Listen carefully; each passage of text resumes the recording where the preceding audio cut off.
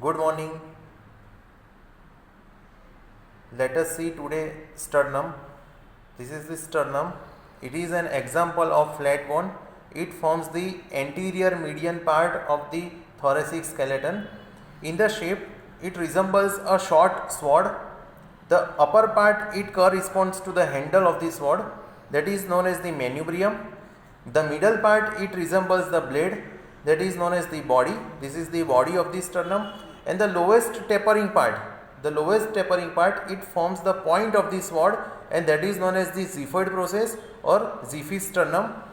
The length of the sternum is about 17 centimeter. The sternum is longer in male than in female. Now let us see various parts of the sternum. This is the upper part, that is the manubrium. The manubrium is quadrilateral in shape. It is the thickest and the strongest part of the sternum. Now here one is the manubrium, which is quadrilateral in shape, thickest and the strongest part of the sternum. It has two surfaces. This is anterior surface and this one is the posterior surface. It has four borders: superior border, inferior border and two lateral borders. The anterior surface, it is convex from side to side and concave from above downwards. The posterior surface, it is concave. This is the posterior surface, it is concave and it forms the anterior boundary of the superior mediastinum. The superior border, when we see the superior border is thick, it is rounded as well as the concave. It is marked in the median plane by one notch, that is known as the suprasternal notch or the jugular notch or the interclavicular notch.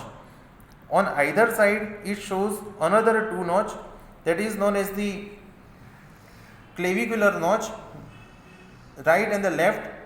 This notches articulates with the medial end of the clavicle to form the sternoclavicular joint. The inferior border, it forms the secondary cartilaginous joint with the body of the sternum.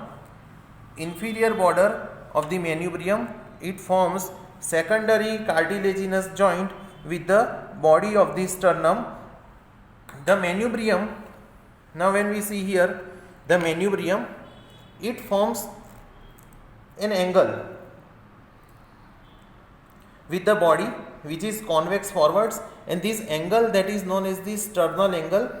Now the events occurring at the sternal angle are important: formation of the cardiac plexus, upper limit of the base of the heart. Arch of aorta starts here as a continuation of the ascending aorta, and the arch of aorta ends here as to continue as the descending thoracic aorta. And the trachea at the sternal angle, it divides into the two branches. The lateral border, it forms primary cartilaginous joint with the first costal cartilage. Now this one is the lateral border of the sternum. When we see in the manubrium, the lateral border, this is the notch, it forms the primary cartilaginous joint with the first costal cartilage, and it also presents a demifacet. For synovial articulation with the upper part of the second costal cartilage. Now when we see the body of the sternum, body is longer, narrower and thinner than the manubrium. The body is longer, it is narrower as well as the thinner than the manubrium. It is widest close to its lower part, we can see here, close to its lower end, opposite the articulation with the fifth costal cartilage. It has two surfaces, anterior surface and this one is the posterior surface of the body, and two lateral borders, okay, and two end, upper end and the lower end. Now the anterior surface of the body, it is nearly flat and it is directed forwards and slightly upward. It is marked by three ill-defined ridges which indicate the line of fusion of 4 small segments of the sternum, 1, 2, 3 and 4, and these are known as the sternebrae.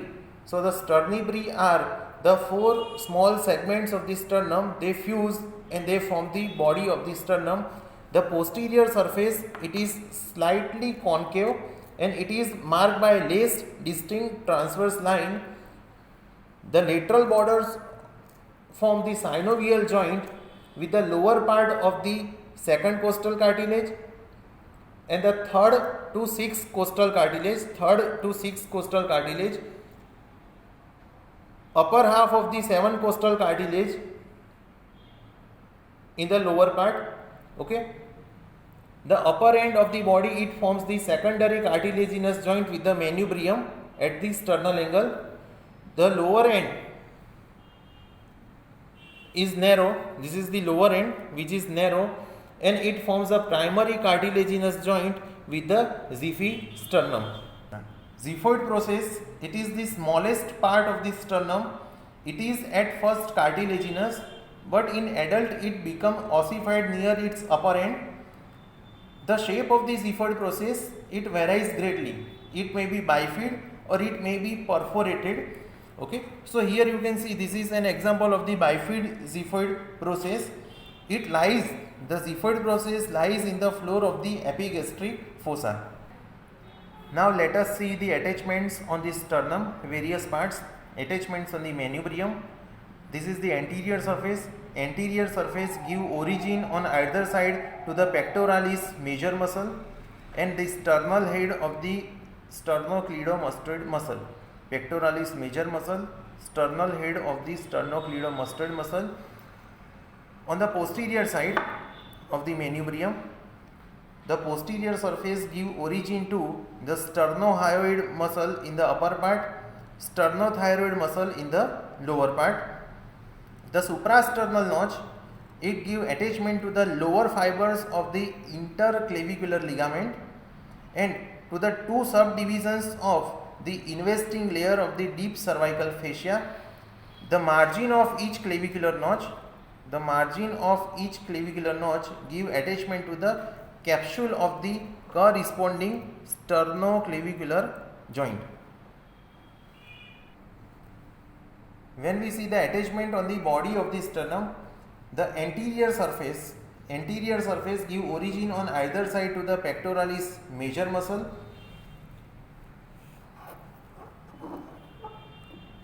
Posterior surface, the lower part of the posterior surface give origin on either side to the sternocostalis muscle.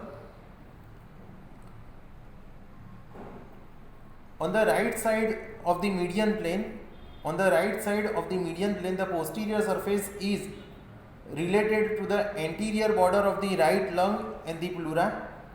On the left side, the upper 2 pieces of the body, they are related to the left lung and the pleura, and the lower 2 pieces, they are related to the pericardium.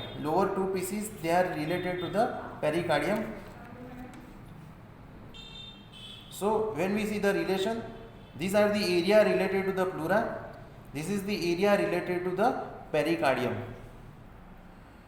Now here the lateral border of the body, between the facets, these are the facets for articulation with the costal cartilages.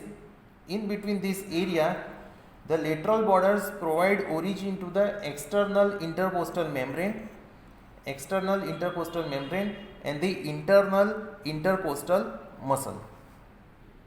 Now the xiphoid process, anterior surface provide, this is the xiphoid process, anterior surface provide insertion to the medial fibers of the rectus abdominis and the aponeurosis of the external and internal oblique muscles of the abdomen.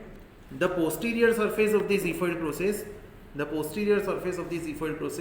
give origin to the diaphragm and it is related to the anterior surface of the liver. Lateral borders of the xiphoid process give attachment to the aponeurosis of the internal oblique and the transversus abdominis muscles. These are the muscles of the abdomen, anterior abdominal wall के muscles है. Upper end of the xiphoid process, it forms primary cartilaginous joint with the body of the sternum, and the lower end of the xiphoid process, it gives attachment to the linea alba. Now let us see the development, ossification and the clinical anatomy of the sternum.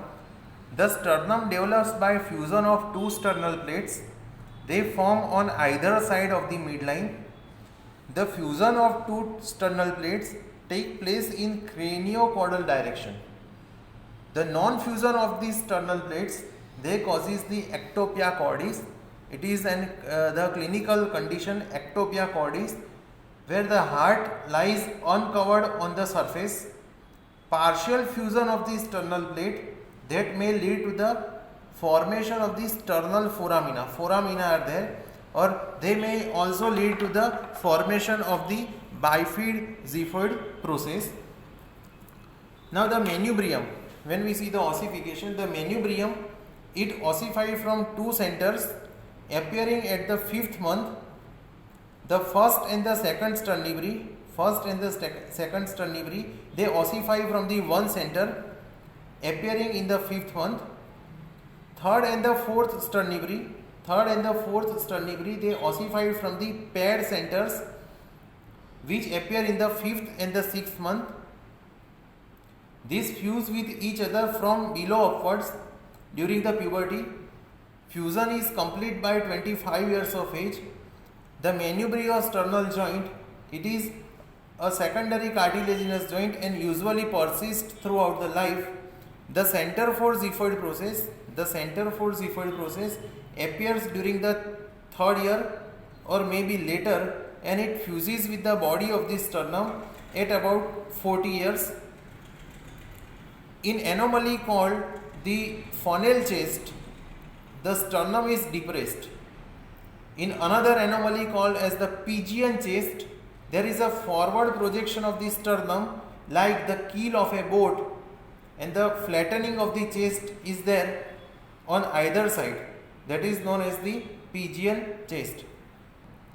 In cardiac surgery, commonly known as the open heart surgery, the manubrium or body or both need to be cut from the midline, slitted in the midline, and the incision is closed with the stainless steel wire, that is known as the sternotomy. Bone marrow for examination is usually obtained by manubriosternal puncture. Now it is done in the upper half to prevent injury to the arch of the aorta. Arch of the aorta lies behind the lower half.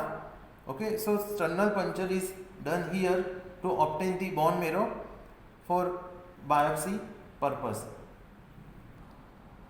Let us see the articulation on the lateral border.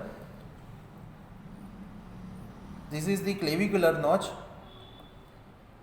for the first costal cartilage, second costal cartilage, third costal cartilage, fourth costal cartilage, fifth costal cartilage, sixth costal cartilage, and the seventh costal cartilage. Okay, this is the xiphisternal junction. Xiphoid process is not there, but this is the xiphisternal junction.